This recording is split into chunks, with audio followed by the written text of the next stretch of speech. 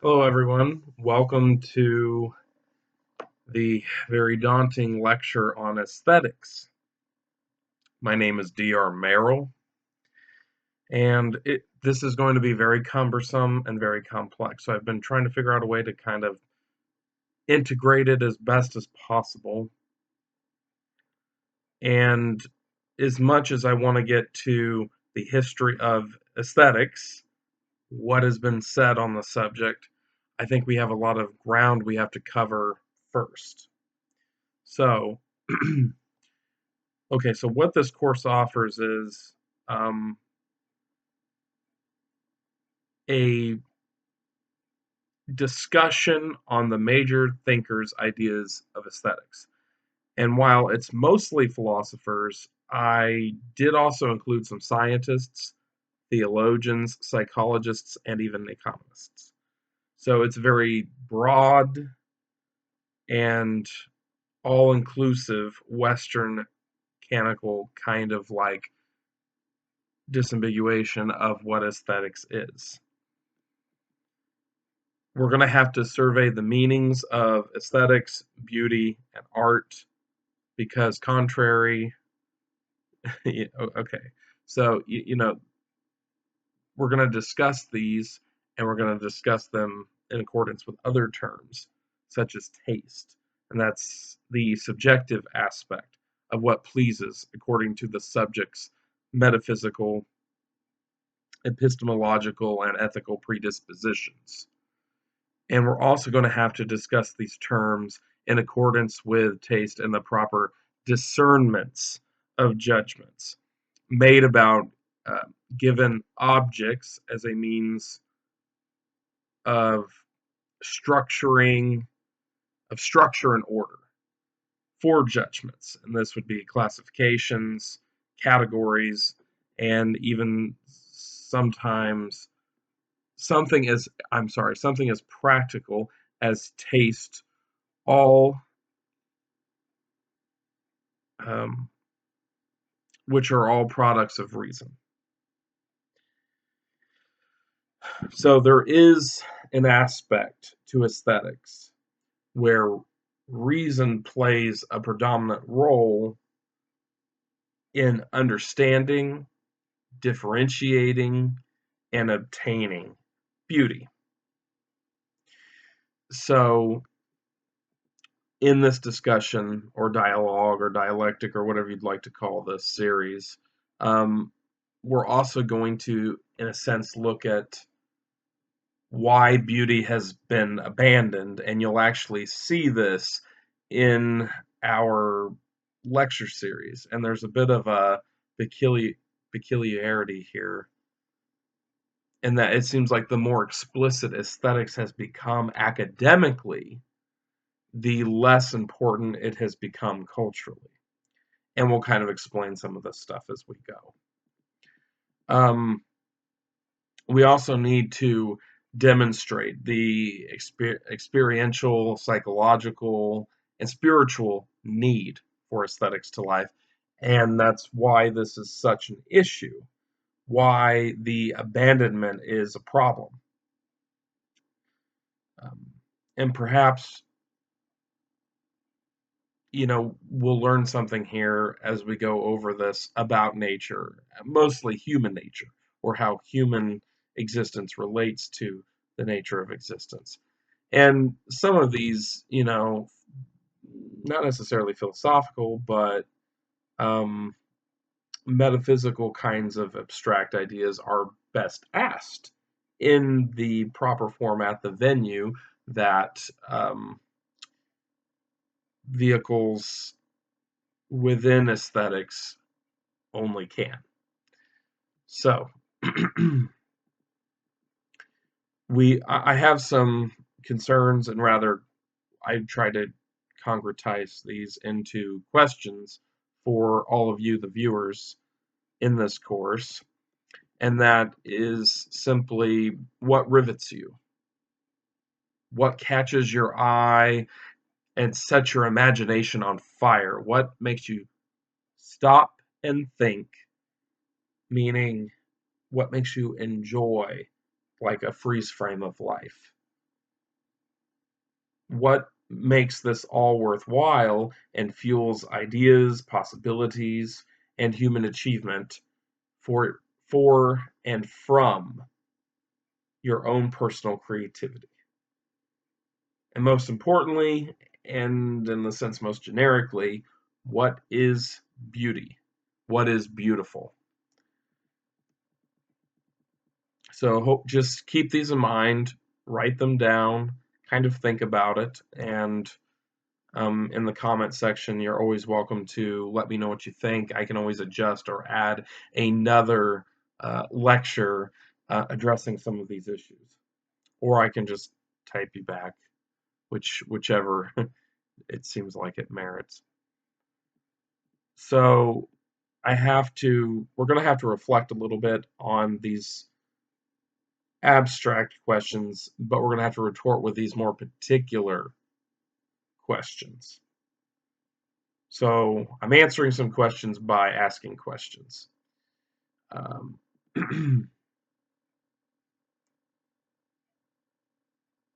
even though they're difficult questions, they they might take a long time to answer, and maybe you don't have those answers yet, and that's okay. And sometimes I don't even know if I have all those answers yet. I don't even know if some people ever get to those answers, let alone most people. Um, so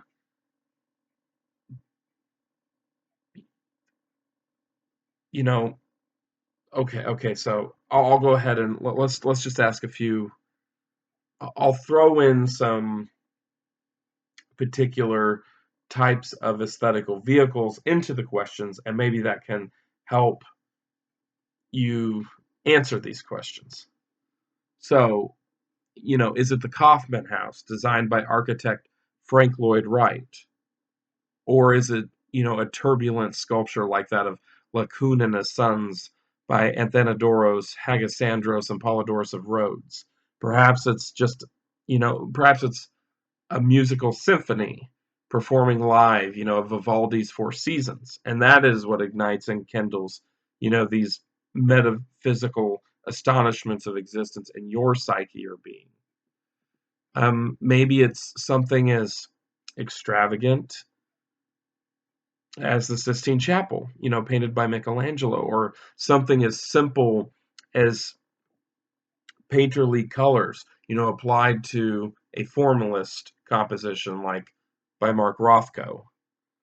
Perhaps it's the written word, such as, the dialectic and creation, or the myth of Atlantis and Plato's Timaeus. Or perhaps it's poetry found in Shakespeare's sonnets. So, like, hopefully those kind of questions, it shows you what we're dealing with. Whereas, well, I'll get into why these terms are different, but how they relate later. But these are particulars that might help you with more abstract or generalized questions. And this one's going to be very difficult, and this, in a sense, is what I have outlined the least in my lecture notes here. But that is, we have to make some sort of epistemological assumptions, even more so, I think, than metaphysical ones. And that is because of how the mind works. We don't really look at things metaphysically, culturally anymore. It has been rejected and just kind of left to theologians. But you at least have to have some sort of metaphysical predisposition, or like what the objectivists, for instance, call the metaphysically given. So it's just the universe according to the senses. So they don't go into extreme depths, even like Aristotle did on, all of these categories and being and motion and causality and laws of non-contradiction and identity and excluded middle. But all of these would be metaphysical things. Do we live in an orderly universe, or is it chaotic? If we get Kantian, it's just what is in our mind is really all of that existence is, because we're too, in a sense, far removed logically from sense data. Um, so, I mean, it depends on what school you're from, and maybe you don't have a school, and that's fine. Um, you will find that the Platonic school is probably the most influential in its various derivatives and changes, but on the early history of what aesthetics later entails, he kind of gives us a bit of an idea of where that formal branch of philosophy will go. But um, what I'm trying to say is we have to kind of have some sort of established base because philosophy works in a hierarchy. So you have your metaphysics as the bottom of the period, and that's like I said, that's just the ontological questions. What does it mean to be? And then you have your second tier, which is epistemology. That's the theory of knowledge. How do we know, that we know? How do we know about this existence that has a primacy over that is more fundamental? And then you move up into ethics, um, which deals, of course, with morality and ethical code, into politics, how you kind of project an ethical code more generally and at the same instance more particularly, meaning amongst multiple individuals of a sovereignty or a nation or state. And then outside of politics and above, you have aesthetics, um, which is very difficult because a lot of people want to put it into the political camp, and in some sense, it it's lesser than because you have to have a political system before you can have an aesthetics, or maybe not have an aesthetics. Plato, even though he had the heart of a poet, banished artists uh, from and poets rather poets from his city because he wanted to essentially control the minds of the populace. So you can't have lies and wrong propaganda. You had to have right propaganda. So artists are in fact censored or just dismissed. And therefore, in his tier, you wouldn't even have an aesthetical system or a very limited one, anyways. So it comes out of it rather than before it. Well, psychology kind of branches outside of epistemology because obviously we're dealing with the workings of the mind, of the soul, the study of what different temperaments, well, how they function and how they process their environment. So, in our epistemological assumptions, we have to look at the general processes of the mind before we can presuppose any sort of aesthetics. So essentially, I'm going to try to do this the best I can. The human mind is complex and it's a posteriori, meaning it's based after experience, not prior to experience. So it's rather malleable and we're blank at birth. So kind of more like what I would call a tabula rasa, a blank slate. There's been evidence of this when a baby colt comes out of um, the mother's womb. Within an hour, it's already up and running around like what a grown horse would do. It already knows everything. It's already pre-programmed. And the human mind, when we look at it, the gray matter is rather blank at birth. And over time, it develops more wrinkles, and the neurons get thicker before they prune, of course. And all of this, I don't want to get into a giant neurobiological talk here, but um, these sensations that we get from the world, they pass through the sensory registers of the mind and they build a cognitive memory.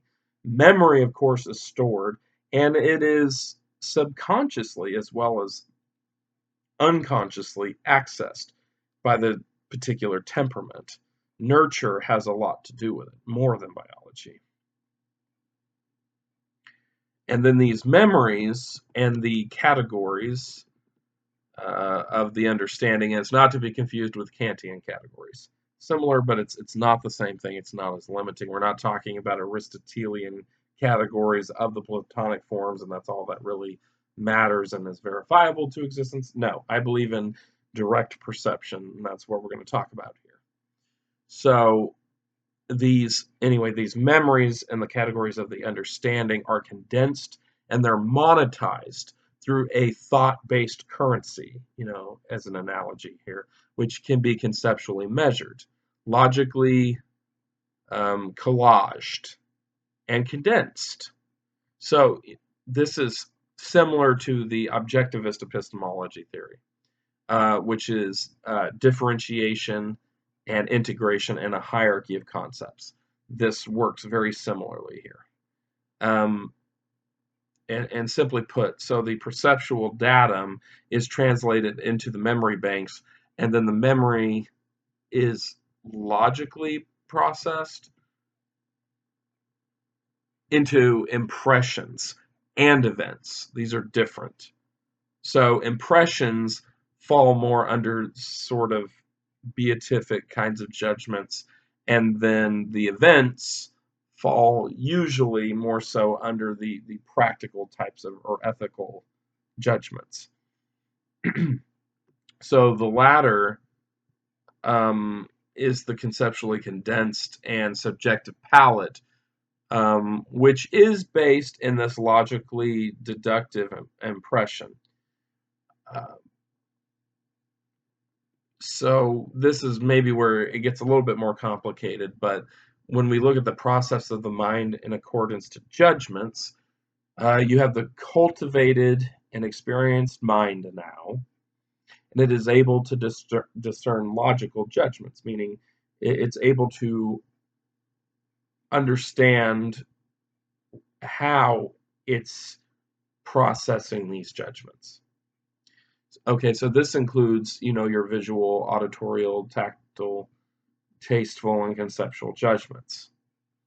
The conceptual judgments are processed above, and it's more general, than these other judgments. The conceptual judgments are the most universal of judgments, but strangely are faculties that are tools drawn out of the mind for the more particular, i.e., the ethical and artful purposes.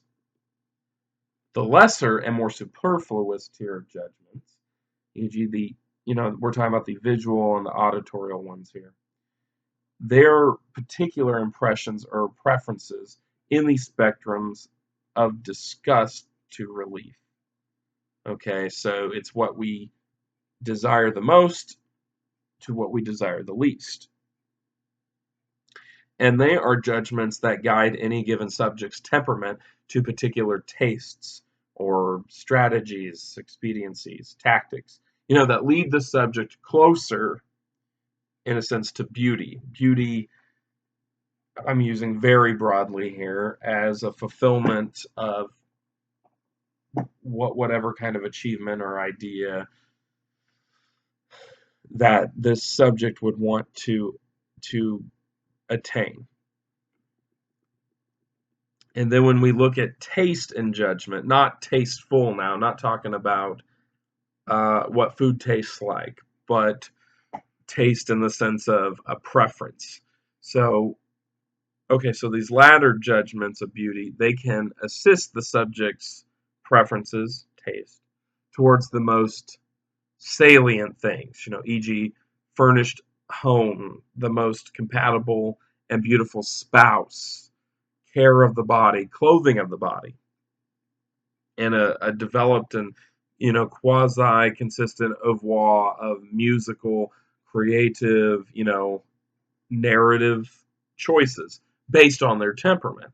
So even the way in which a person decorates objects around them, they're based in their personal beatific judgments. regardless of some sort of synthetical or sensory kind of psychology of the person. Because some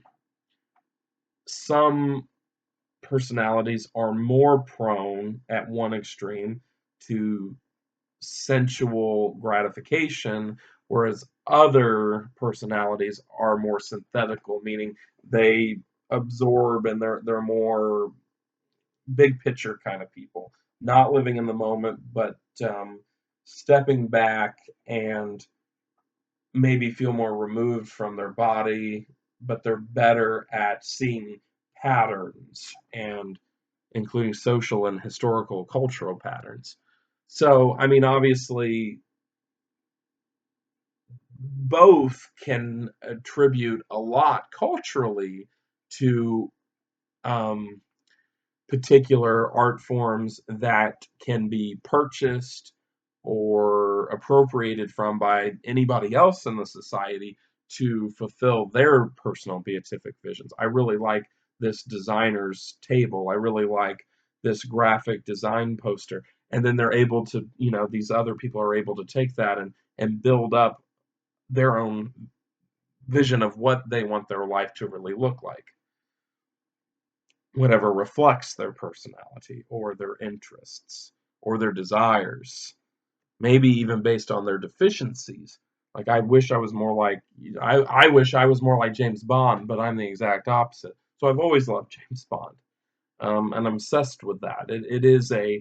It's a cathartic kind of realm of desire, and it's distant, so I don't have to deal with the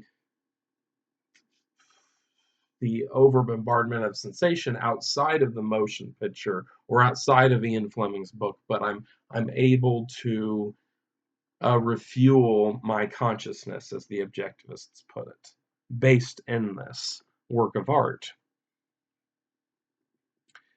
So the last bit I have here before we move on from the epistemological assumptions would be the idea of genetic beauty, and I think this is more universal. There have been other writers.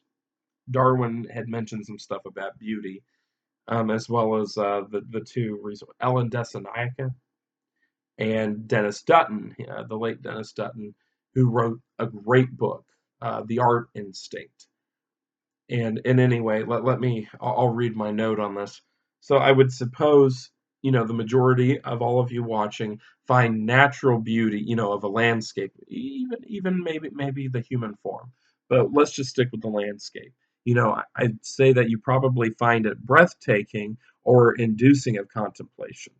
So Dennis Dutton, the aesthetician, wrote The Art Instinct, and he espoused the idea of a Darwinian theory of beauty in art.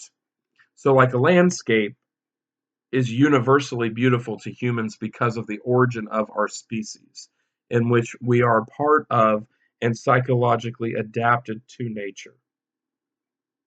So, like when the Cro Magnon man, hunted and gathered and lived in the Pleistocenes, he got accustomed to an implicit natural sense of beauty that has become innately infused in the human condition. It's not innate ideas, but it's more like why you're afraid of snakes, or maybe why you might be wary of a cliff edge or something like that.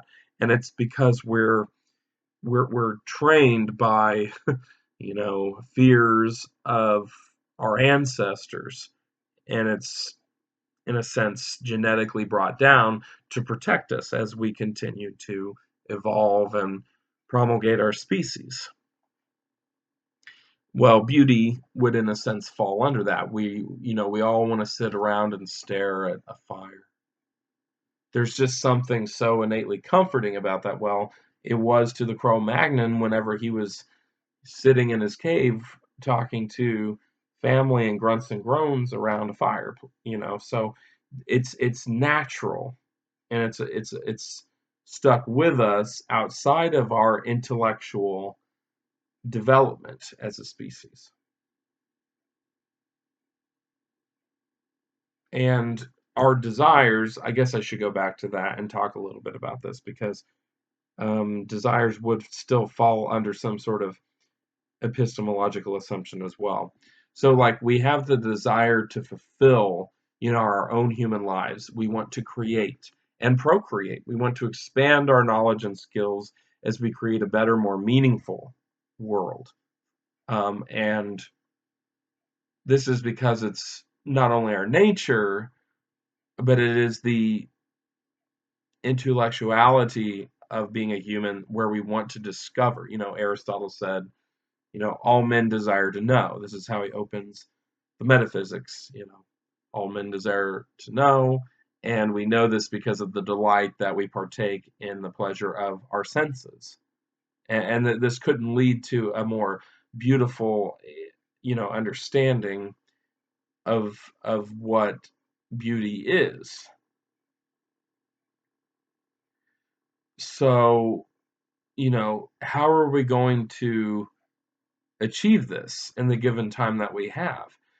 It's very difficult. Sometimes it's non-linear. We have to sometimes take two steps back before we can take one step forward. And we're kind of fickle, and we forget. It's just our nature. So we discover again by creating, and we create to discover. Thereby, in turn, like everything that we can, we are driven biologically as well as spiritually to act, to craft, and we are in awe of the marvels, that nature has taught us. Um, and now further removed, in some respects, in a more narrow view, what we have taught ourselves. So our desires are kind of like these, they're universal enough, they're like archetypal ideals of the mind, and they play an important role in the lifelong pursuit and our own personal fulfillments of a beatific vision. These could be hedonistic, that basic, pleasure and pain. Like, that's what we're looking for, something that guides us more to simple pleasures. Maybe it is just um, religious. Maybe it's dietary, it's social, maybe it's about innate beauty. And so, therefore, maybe it's just more philosophical. So, inherently, when we finally reach these goals, we have achieved our own beatific vision. But most folks become cynical and dissatisfied. That's the flip side of this. It's part of the human condition. So we're always, left with an ever larger hole that we have to keep filling in our quest of life. But some of these kinds of questions that I asked at the beginning of this introductory lecture will lead us into a better understanding of ourselves, universally and particularly as an individual. Um, and what we can actually get from the culture, what we can gravitate to and understand from what other thinkers in Western civilization have given us, and maybe find where there's deficiencies, where we continue to innovate and we're able to answer particular questions that we wouldn't have been able to otherwise. So